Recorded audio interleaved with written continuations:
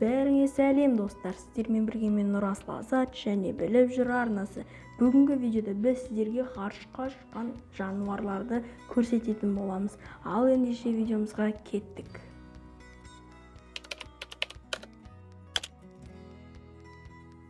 Альберт 1 мен 2.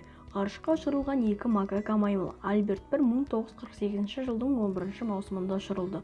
Ол Нью-Мехикодағы аққұмадырдан В2 Блоссом зымыраны бортында ұшырылды. Ол ұшу кезінде тірі қалып, жерге түскенде соққы әсерінен өлді. Альберт 4 1949 жылдың 12 желтоқсанында ұшырылды. Бұл ең алғашқы сәтті ұшу болып, маймылға ешқандай зиян келген жоқ.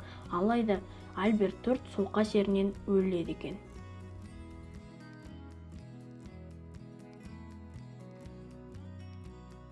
Йорик ғарышқа ұшыру кезінде тірі қалған ең бірінші маймыл. Йорик және оған қоса 11 тышқан ғарышқа 1951 жылдың 20 қыркүйегінде ұшырылды.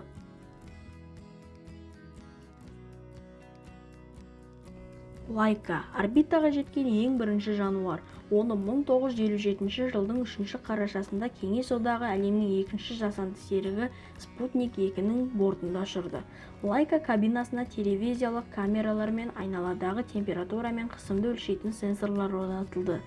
Сенсорлар сонымен қатар Лайканың қан қысымын, тыныс алу жиілігін және соғыс жүрегін өлшеп, микрогравитация әсерін зерттеуге арналды.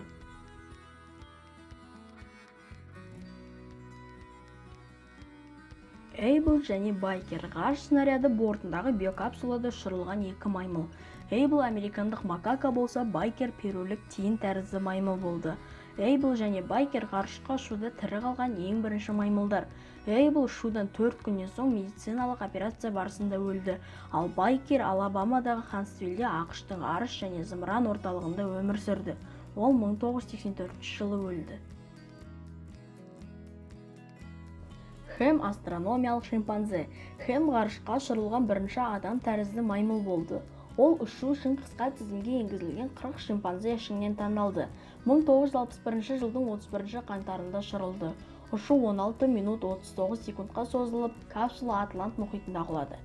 Хэмді құтқару тобы судан табысты түрде шығарып алды. Хэмнің ұшуын кейін Энош шимпанзе жалғастырды. Энош жерді сәтті айналып шықты.